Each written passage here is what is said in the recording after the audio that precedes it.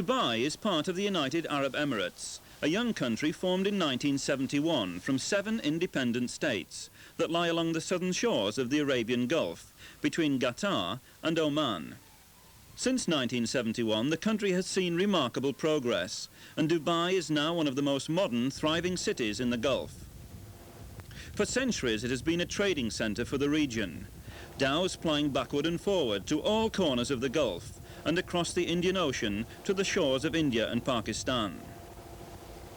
Local craftsmen still build the wooden dhows using traditional tools and skills, as despite wanting to create a modern 20th century environment, the local people have not lost sight of the values and standards of their past. Contrasting sharply with the gentle pace and mood of the Arab dhow is international motorsport. Dubai traditionally hosts the final round of the Middle East Rally Championship, the What's On magazine-sponsored Dubai International Rally, based at the Hyatt Regency Hotel.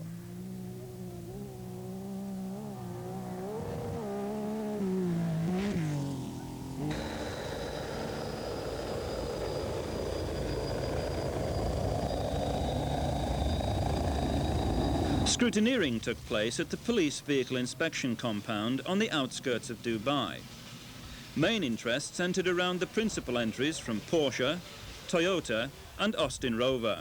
The Porsche entry was the familiar Rothman-sponsored 911 of recently crowned Middle East rally champions Saeed Al-Hajri and John Spiller. They secured the title on the previous round, the Oman Rally, and since then had travelled to Britain to compete on the RAC, finishing a very creditable 17th overall. With the title theirs, they could afford to relax. Behind the Porsche was the Rover Vitesse of Tony Pond and Rob Arthur.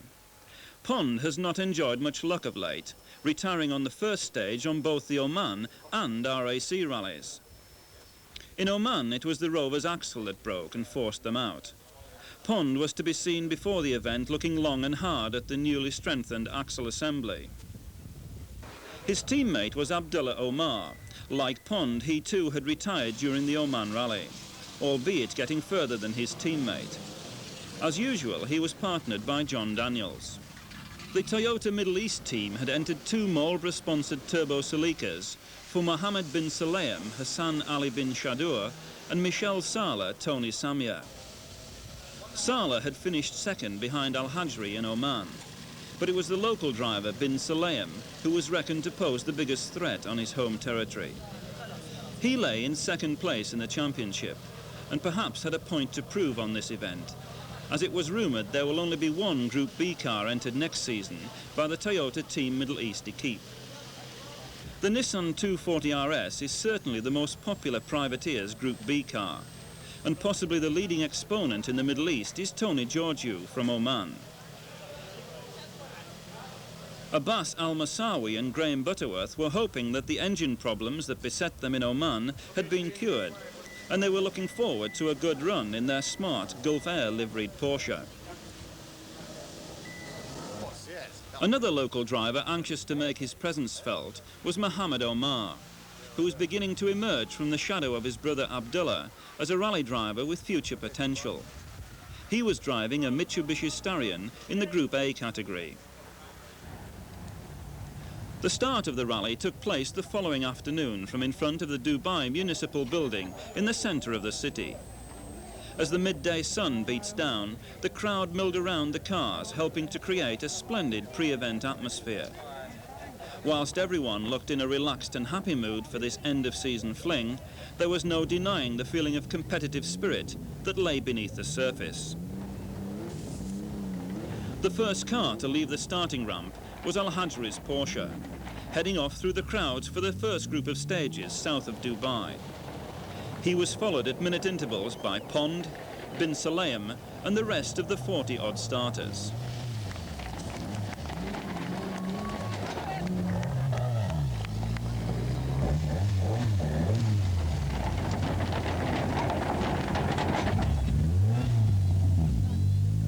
The Marmon Quarry Stage, nearly 13 kilometres of flat-out motoring across the desert scrub.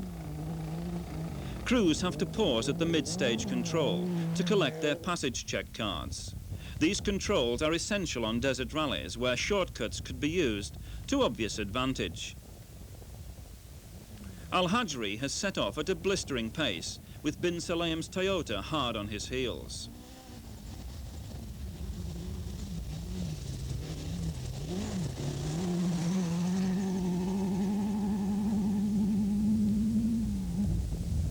Tony Pond has made it this far without problems and has therefore beaten his recent abysmal record of retiring on the first stage. Michel Sala is backing his teammate well in the other Toyota Celica, and indeed only seconds separate them. Abdullah Omar is determined to match the efforts of Pond and prove both he and the big Rover have the potential required for a good result. Behind the leading group are a gaggle of Nissan 240 RS's. Number 6, Tony Georgiou. Car 7, Hamad Al-Mazuri, and Abdullah Lamki in car number 11.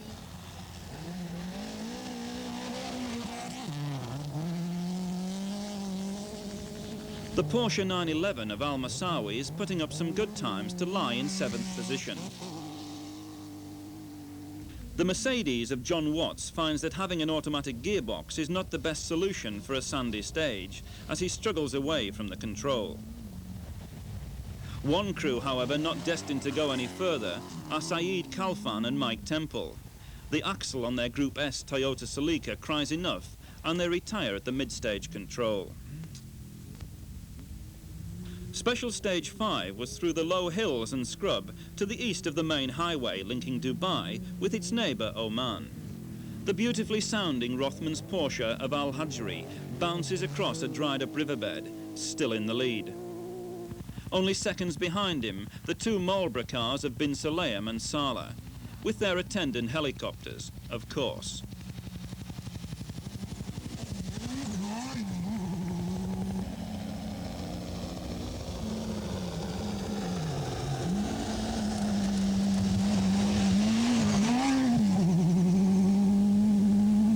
Tony Pond is still there in the big Rover. Big being the operative word, as the cars were originally built for the Peking Paris Marathon and are very heavy by normal rally standards. Having only 300 brake horsepower at their disposal doesn't make things any easier. The car of Abdullah Omar, half a minute down on Pond, sounds superb as it crashes through the thorn bushes. The Nissans are right behind, although their ranks have been depleted with the early demise of car number 10, Hamoud Al-Saeed and Leslie Bayliss, who retired on stage 3. Al-Masawi continues to press on with his Gulf Air Porsche and lies comfortably inside the top 10. The following stage, and the Porsche is again first car into sight and still in the lead by 16 seconds. Pond is pleased to have made it this far, but is still down in 4th place, just over a minute behind the leader. Sandwiched between the Porsche and the Rover, the two Toyotas of bin Sulayem and Salah, with only 7 seconds separating them. Abdullah Omar still holds 5th place, ahead of Tony Georgiou. With darkness approaching, crews tackle one more short stage before a welcome service halt and parc fermé at the Hatar Fort Hotel. Positions show that Al-Hajri had maintained his lead in the Porsche, and indeed there was an air of calm in the Rothmans camp, as the only service required was routine tyre changes and fuel. For the KRT Rover team there was anything but an air of calm, as suspension units, brakes and tyres were changed. Co-drivers John Daniels and Rob Arthur looking concerned as the minutes ticked away. Even Tony Pond helps out in an effort to speed things up. Things were also pretty frantic with the Toyota team, as Michel Salah's car has the turbocharger checked, and bin Sulayem's has the niggling fuel injection problems that have plagued it from the start sorted out. We asked bin Sulayem how things are going. Well, I started with a small problem, and that was the computer in my car failure, so I didn't have enough power. It was coming, the rev was coming up to 3,000 only, and it costed me a little bit time, you can say 10 seconds, but it has been competitive for everybody. Yeah. So where are you lying at the moment then? Second behind Saeed. How many seconds behind him? 16 seconds exactly. Which is not a lot. No, it's just the start. I just want to finish this night and do not leave a big gap between me and him. Just less than half a minute, hopefully. Lovely. We'll look forward to seeing you later on. Okay, we have 21 stages tomorrow, you will see. So we'll see you tomorrow, hopefully. Okay, thank you, Mohammed. Thank you. The second run through the Jabal Rauda stage, and for Saeed Al-Hajri, a problem he could well do without. A local races along the road ahead of him, fortunately going straight on, where rally route swings left. As the route heads back towards Dubai, most crews keep station. Thick dust hangs in the air now the sun has set, and there is no wind to help clear it.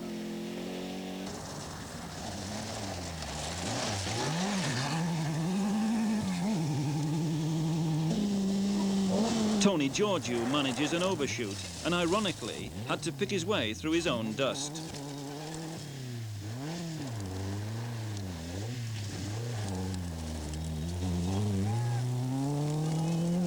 The Porsche of Al-Masawi also finds the going difficult, while Max Rui tries to make up time lost earlier with a damaged axle.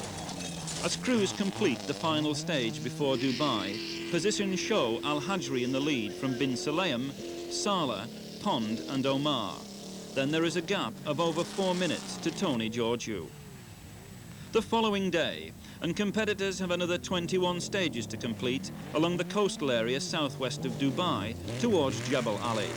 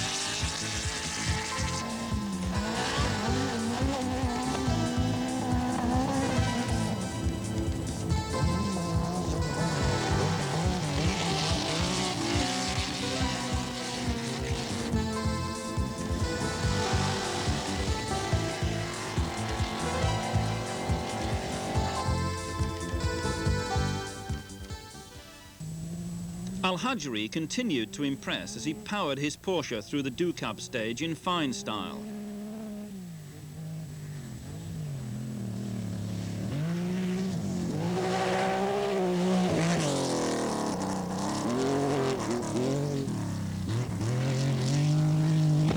Behind him, a hard-charging Bin Sulayem, who, being the local driver, had a lot of support, not the least from this gentleman.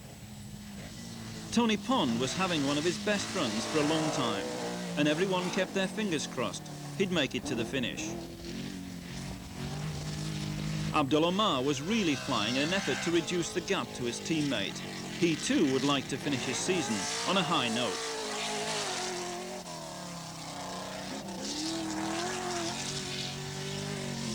One of the sensations of the rally so far was the performance of Mohammed Swaidan and Alan Skennerton in the Range Rover, who were lying in 9th place.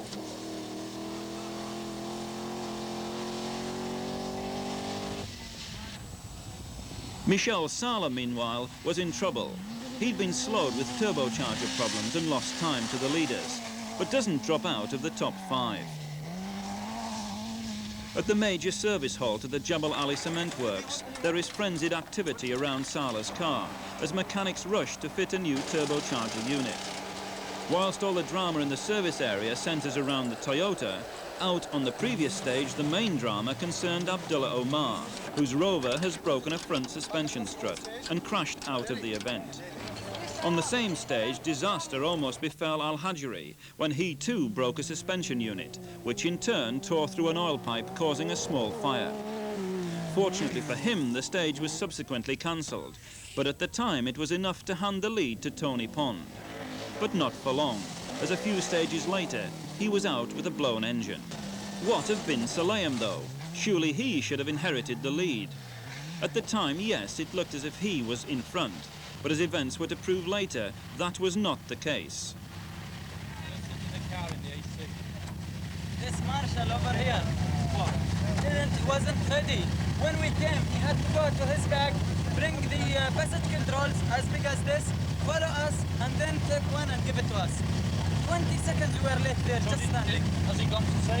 No, he didn't know who was coming. He went to his bag, took all the passage controls, gave us one out of it. Have you told him? Hassan got? Yeah, Hassan was there with them. It's about more than 20 seconds we were there, stopping. We nearly went off for him. A second run through the Jebel Ali port stage, and the first car in sight, the Marlboro Toyota of bin Sulayem. Confident he was in the lead. Behind him now, the Rothman's Porsche. Things were certainly coming together for an exciting climax.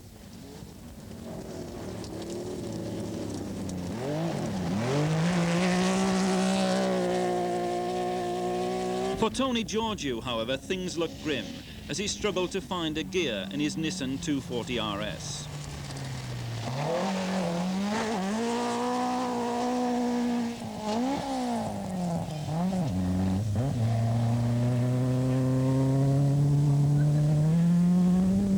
Mohammed Swaidan is moving up the leaderboard, having got the ideal vehicle for some of the sandier stages.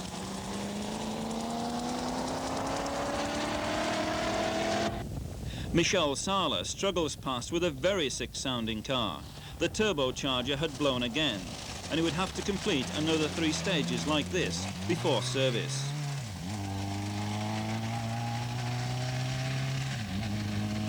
Abdullah Lamki was having a good run and moving gradually up the field as those around him fell by the wayside. Back at the Jebel Ali cement works, Tony Georgiou's mechanics are crawling all over his car in an effort to change his gearbox. Well, we lost our second and third gear in the stage after the cement factory, the very sandy one. We came out of it and just lost second and third. So we continued round, we did 6 stages without second and third, just choosing first, fourth and fifth. And well, we're changing the gearbox, hoping to continue. So how much time have you lost? In stage time, we estimate the time lost about 2 to 3 minutes. So where's that put you now then? We think, depending on how much the Toyota of Saleh has lost, we must be third or fourth. And still a few more stages to go, yeah? Yeah, there is about 6 or 7, I think, to go. And So the mechanics have got plenty of time to do the job, have they? no, they only have, well, 10 minutes left, and the gearbox isn't out yet, so I hope, keep my fingers crossed and hope we'll go reverse. Okay, Tony, thank you. Cheers. Michel Sala has made it through to the service area. Mechanics pour water over the red-hot turbocharger before getting to work to change the unit. Not a simple task under the conditions.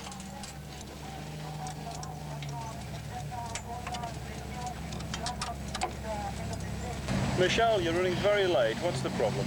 Turbocharger. It's not working, the booster. The car is running like a standard car completely. You know, on twisty roads, jumps, okay, I'm going. But when you have long stretch, no way to run. 120, 130, that's all I can get. Yeah. Now, is this the second turbocharger that changed? No, it's the same one, but there is something, you know, always getting missing from down. They are doing it. Because we just knew it now on the road section. So whereabouts are you lying? Must be well down. No, not that down. No. We are about between the top 5 for sure. I see.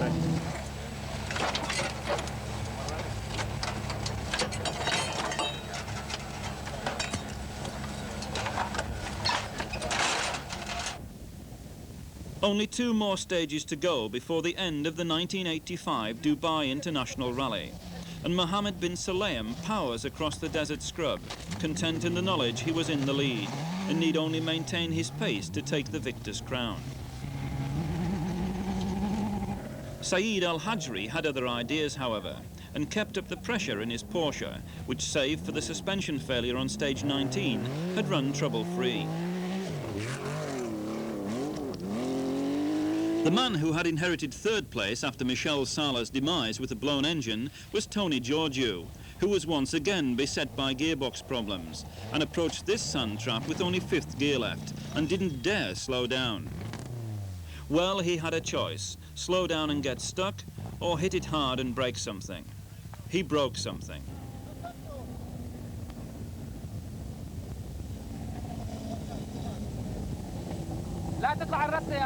As other competitors race past, Abdullah Lamki has obviously wrecked this section well and finds a much smoother path through the sand.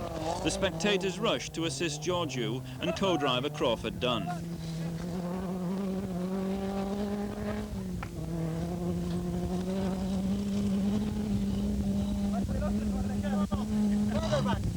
Even Mohammed Swaidan manages to bounce the Range Rover around as he negotiates the humps.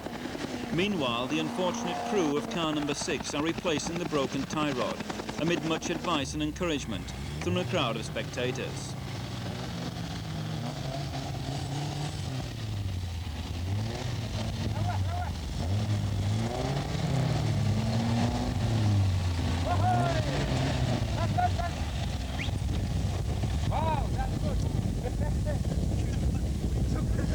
George Haddad, who had been pushing his Celica along in tremendous style, wastes no time in clearing this obstacle. Despite only having 5th gear, with the willing help of the spectators, Tony Georgiou staggers off and makes it to the end and finishes in 6th place. 5th place went to George Haddad's Celica, 4th to Abdullah Lamki's Nissan, and 3rd to the amazing Range Rover of Mohammed Swaidan. The crew provisionally crossing the line in 2nd place after a tremendous drive to round off a splendid season, Saeed Al-Hajri and John Spiller in the Rothmans Porsche. First car to the finish back at the Hyatt Regency Hotel, Mohammed bin Sulayem and Hassan Ali bin Shadour in the Marlborough Toyota. Whilst they received the applause of the crowd and the winners' garlands, they were not aware that their joy was to be short-lived.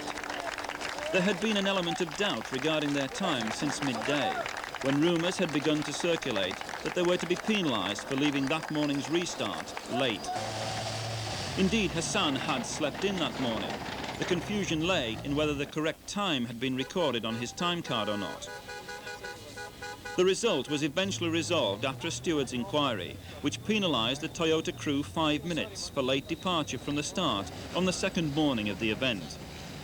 The winners were duly declared to be Saeed Al-Hajri and John Spiller in the Rothmans Porsche.